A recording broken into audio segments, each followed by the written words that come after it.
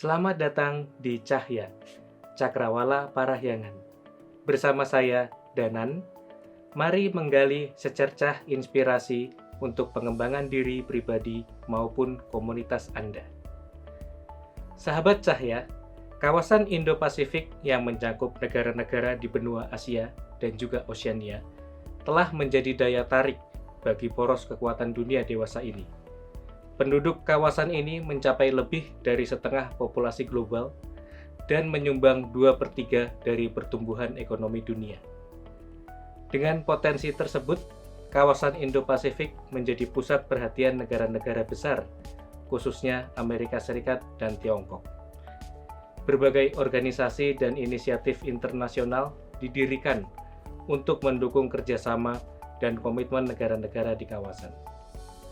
Pemahaman mengenai dinamika kawasan Indo-Pasifik menjadi sebuah keharusan bagi para peneliti dan juga praktisi hubungan internasional. Nah, seluk-beluk mengenai kawasan Indo-Pasifik dapat kita peroleh langsung dari ahlinya. Telah hadir bersama kita di sini Profesor Sukawarsini Jelantik, Guru Besar Ilmu Hubungan Internasional Universitas Katolik Parahyangan. Selamat datang, Prof. Suke. Terima kasih atas kehadirannya di sini. Terima kasih undangannya. Baik, Prof. Menarik sekali tema dari buku Profesor Sukawarsini ini, Sahabat Cahya. Dulu hegemoni politik global sempat terpusat di blok barat, Prof, di Western Hemisphere. Sekarang ini memang ada pergeseran, terutama sejak memasuki milenium ketiga. Apakah mungkin bisa dijelaskan sedikit, Prof, mengenai kawasan Indo-Pasifik ini dan mengapa sepertinya ini ada pergeseran term dari Indo-Pasifik, dari istilahnya yang sebelumnya ini Asia Pasifik menjadi Indo-Pasifik? Ya, terima kasih. Ini pertanyaannya menarik sekali. Memang sejak diperkenalkan kawasan Indo-Pasifik oleh Amerika Serikat, seolah-olah perhatian dunia sekarang menjadi lebih terfokus ke negara-negara yang berbatasan dengan Samudra India dan juga dengan Samudra Pasifik. Jadi seperti yang tadi sudah dijelaskan, negara-negara yang masuk ke dalam kawasan Indo-Pasifik ini, beberapa di antaranya adalah negara besar, ya, seperti negara Tiongkok, Amerika Serikat, India juga masuk di dalamnya, dan yang termasuk negara-negara industri baru, serta negara-negara yang memiliki kemajuan ekonomi yang signifikan. Jadi makanya tadi dikatakan ada 2/3 dari pertumbuhan ekonomi dunia terjadi di kawasan ini. Selain itu juga kekuatan militer dunia juga sekarang berpusat di kawasan Indo-Pasifik. Dan hal inilah yang menyebabkan kawasan ini menjadi perhatian dari para penstudi, termasuk juga para pengambil kebijakan. Seperti itu. Baik, Prof. Kalau begitu, apa signifikansinya, Prof, kawasan Indo-Pasifik ini, dan apa artinya bagi pergeseran geopolitik dunia dewasa ini? Ya, jadi sebelumnya kita kenal bahwa Amerika Serikat merupakan satu-satunya negara besar ya sejak akhir Perang Dingin. Jadi sejak kejatuhan Uni Soviet tahun 1991, Amerika menjadi negara adidaya yang satu-satunya. Kemudian terjadi pergeseran di era setelahnya. Kita melihat juga the rise of China sekarang. China muncul sebagai satu kekuatan baru yang seperti menantang keberadaan Amerika Serikat. Selain itu juga Amerika juga masih memiliki kepentingan yang sangat besar di kawasan Asia Pasifik, terutama dengan adanya banyaknya kerjasama ekonomi, kerjasama militer, seperti yang kita lihat misalnya Amerika masih memiliki pangkalan-pangkalan militer yang besar ya di Hawaii misalnya, itu merupakan bagian dari Amerika Serikat, juga di Korea Selatan dan juga di Jepang. Yang terbesar itu adalah di Kepulauan Okinawa. dan juga ada di Filipina. Selain itu juga di Australia Utara, di Darwin, Amerika Serikat juga memperkuat kapasitas militernya di sana. Dan ini semuanya adalah untuk mengimbangi kekuatan yang dimiliki oleh Tiongkok sekarang, kekuatan militer maupun pertumbuhan ekonominya yang luar biasa sejak beberapa dekade terakhir. Seperti itu. Ya, menarik sekali Prof, ini persaingan antara Amerika Serikat dan Tiongkok ini, sehingga seakan-akan harus ada balance of power juga ya Prof, Iya, betul. di kawasan ini. Kemudian ya bagaimana posisi Amerika Serikat dan Tiongkok ini Prof, terutama di dalam peta geopolitik saat ini? Ya, persaingan antara kedua negara ini kelihatan nyata sekali misalnya di dalam beberapa situasi ya. Contoh misalnya adanya konflik di Laut Tiongkok Selatan ya, atau beberapa negara menyebutnya sebagai konflik Laut Selatan, karena kalau menyebut kata Tiongkok itu mengindikasikan bahwa ini merupakan milik dari Tiongkok gitu. Jadi konflik di Laut Selatan ini melibatkan Tiongkok ya, Taiwan, negara-negara ASEAN, diantaranya adalah Filipina, Vietnam, Brunei, Malaysia, dan Singapura gitu.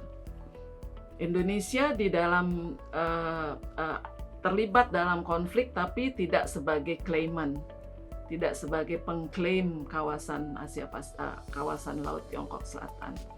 Hanya saja zona ekonomi eksklusifnya memiliki perbatasan dengan Seven Dash Line ya, atau garis imajiner yang dibuat oleh Tiongkok yang memasukkan Natuna Utara ke dalam kawasan Cina gitu. Jadi di sanalah letak konfliknya, tapi tidak secara langsung, tidak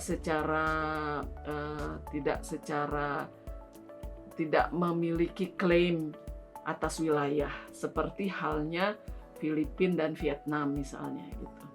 Nah, di dalam konflik seperti ini kita bisa melihat dengan sangat jelas kepentingan dari kedua negara ya. Di satu sisi Tiongkok memiliki garis yang disebut sebagai Nine Dash Line ya. 9 garis putus-putus. Itu merupakan klaim yang dilatar belakangi oleh sejarah Tiongkok ya. Sementara Amerika Serikat di sisi yang lain meyakini bahwa kawasan lautan ini harus merupakan sebuah kawasan yang bebas atau free navigation ya. Setiap kapal dari negara manapun seharusnya diberikan kebebasan untuk berlayar dan untuk melintas di laut-laut internasional seperti itu gitu. Sementara konfliknya adalah di satu sisi Tiongkok mengklaim wilayah hampir keseluruhan kawasan Laut Tiongkok Selatan, sementara Amerika menganggap bahwa tidak sepantasnya warga negara manapun untuk membatasi gerakan dari aktivitas perdagangan dan pelayaran internasional. Jadi disitulah letak konfliknya, dan masing-masing menunjukkan kepemilikannya atau penguasaannya atas kawasan itu dengan mempengaruhi negara-negara lain, seperti yang tadi dikatakan balance of power ya. Jadi dengan melalui misalnya ada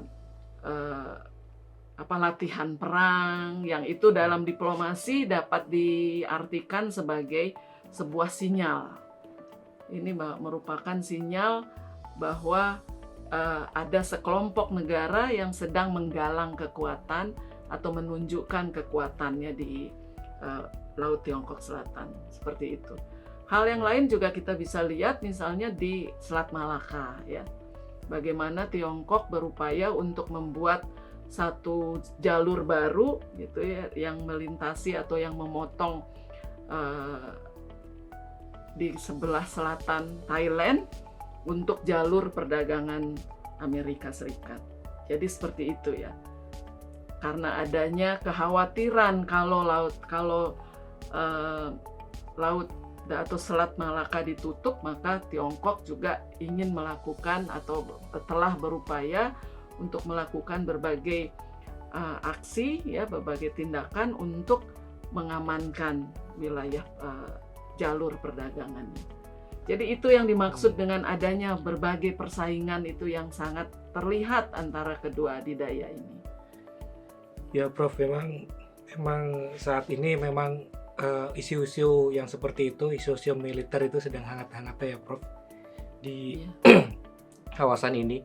Dan selain isu-isu militer dan juga isu-isu geografi Prof, ini yang menarik juga ada keberadaan Belt and Road Initiative Prof, atau BRI yang diinisiasi oleh Tiongkok ini sendiri. Ya. Ini dapat dilihat ini agak-agak mirip dengan jalur sutra ya Prof, jalur sutra modern. Kalau misalnya dipertimbangkan, ini apakah yang dimaksud dengan BRI ini sendiri Prof? Dan apakah maksud keberadaannya ini dan peran pentingnya bagi kawasan? Oke. Ini pertanyaan yang sangat menarik karena BRI ini atau Belt and Road Initiative ini merupakan sebuah upaya dari Tiongkok untuk membantu negara-negara baik yang di Afrika, di Asia maupun Eropa, sebagian Eropa, untuk membangun infrastruktur baik darat maupun laut, ya. Jadi ada dua koridor darat dan koridor laut yang menghubungkan beberapa negara di kawasan yang tadi saya sebutkan. Jadi Belt and Road Initiative ini sebagai langkah awal adalah membantu negara-negara yang mengalami kesulitan untuk membangun infrastruktur, misalnya kesulitan dalam hal penggalangan dana gitu, karena sebagian dari proyek ini juga didukung oleh Asian Investment Infrastructure Bank, ya, bank infrastruktur dan investasi dari Cina.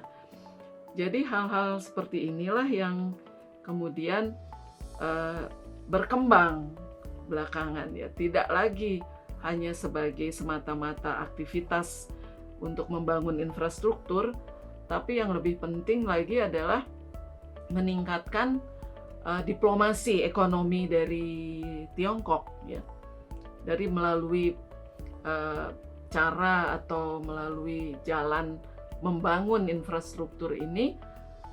Tiongkok memiliki kekuatan diplomasi baru, kekuatan diplomasi ekonomi yang pada akhirnya juga dapat mempermudah komunikasi atau kontak people to people contact, ya, diplomasi publik Tiongkok dengan negara-negara yang dimana proyek ini berjalan gitu. Sebagai contoh misalnya Indonesia juga termasuk sebagai bagian dari Belt and Road Initiative ini melalui pembangunan kereta cepat Jakarta-Bandung yang dibiayai oleh bank dari Tiongkok. Ya, demikian juga dengan di beberapa negara sudah juga dibangun melalui proyek Belt and Road Initiative. Tadi dikatakan bahwa BRI ini merupakan kelanjutan atau upaya Tiongkok untuk menghidupkan kembali jalur sutra yang sebelumnya kita kenal, ya, di abad 17, abad 18. Di mana pada waktu itu Tiongkok menjalin kerjasama perdagangan dengan banyak negara, bahkan sampai ke Eropa dan ke Afrika, ya. Dan sekarang dengan komoditas yang beragam sesuai dengan kemajuan zaman, Tiongkok kembali untuk membuka lagi hubungan dagang yang lebih erat dengan negara-negara yang termasuk di dalam proyek BRI ini. Seperti itu. Nah, ini memang sangat menarik Prof tentang BRI ini. Ini seperti menghubungkan Asia dan Eropa kembali, ya Prof, dari jalur dan Afrika. Dan Afrika juga. Dan itu bisa dilihat sebagai signifikan dari kebijakan Tiongkok sendiri untuk sepertinya mau membangun hegemoni baru terhadap kawasan di sini. Apa sih Prof sebetulnya bukti pentingnya kawasan Indo-Pasifik bagi Amerika Serikat dan Tiongkok ini? Misalnya seperti yang ditunjukkan tadi, ada BRI dan juga dalam konflik laut Tiongkok Selatan ini. Iya, ya seperti tadi sudah saya katakan bahwa bagi kedua negara kawasan Indo-Pasifik ini penting. Ya. Jadi bangkitnya perekonomian Tiongkok di satu sisi, kemudian diimbangi atau dibalas oleh Amerika Serikat melalui inisiatif-inisiatif, membangun inisiatif dan kerjasama dengan negara-negara yang ada di kawasan Indo-Pasifik. Jadi kalau sebelumnya di kawasan Asia Pasifik kita mengenal tidak memasukkan India misalnya di dalam APEC, ya kita kan kenal ada Asia Pacific Economic Cooperation. APEC tidak memasukkan India, tapi kemudian India dianggap juga sebagai sebuah kekuatan baru di sini yang juga kekuatan militer maupun pertumbuhan ekonominya juga cukup signifikan. Maka dalam peta geopolitik Amerika Serikat ini India dimasukkan sebagai aliansi baru gitu, sebagai bagian dari Indo-Pacific Community seperti itu. Luar biasa sekali Prof, dinamika dan tantangan di kawasan Indo-Pasifik ini. Ada berbagai isu yang menarik, terutama isu militer dan isu ekonomi juga. Nah, sahabat Cahya, perbincangan kita tadi dengan Prof Sugeng dapat teman-teman baca lebih lanjut di buku Prof Sugeng yang terbaru ini dengan judul Dinamika dan Tantangan di Kawasan Indo-Pasifik. Terima kasih sekali lagi Prof Sugeng atas kehadirannya di sini. Sama-sama. Sahabat Cahya, demikian bincang-bincang kita pada kesempatan kali ini. Sampai jumpa kembali pada podcast Cahya berikutnya.